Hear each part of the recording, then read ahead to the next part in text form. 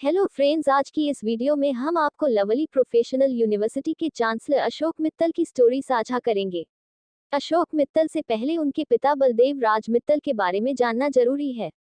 बलदेव राजस्थान में मिलिट्री में ठेकेदार थे। उनके 3 बेटे रमेश, नरेश और अशोक मित्तल हैं।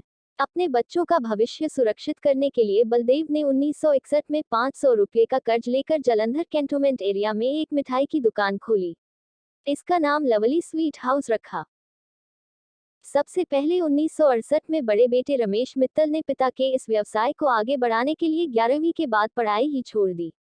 इसके बाद 1977 में दूसरे बेटे नरेश भी व्यवसाय से जुड़ गए। देखते ही देखते लवली स्वीट हाउस प्रसिद्ध हो गई। 1986 में ये जालंधर की सबसे प्रतिष्ठित और बड़ी मिठाई की दुकान हो गई। 1984 में अशोक ने भी पिता के व्यवसाय में कदम रख दिया। 2004 में बलदेव राज मित्तल का निधन हो गया था। अशोक पढ़ाई के साथ साथ पिता की मिठाई की दुकान पर भी काम करते थे। वो अपने बड़े भाई की मदद करते थे। पढ़ाई पूरी हुई तो 1991 में अशोक ने ऑटोमोबाइल सेक्टर में कारोबार शुरू किया। बजाज कंपनी की डीलरशिप ले ली। 1996 में मारुति सुजुकी की डीलरशिप ली।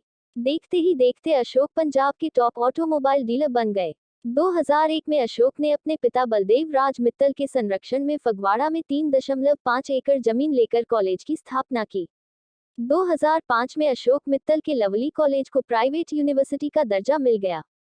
अब ये लवली प्रोफेशनल यूनिवर्सिटी के नाम से पूरी दुनिया में जानी जाती है।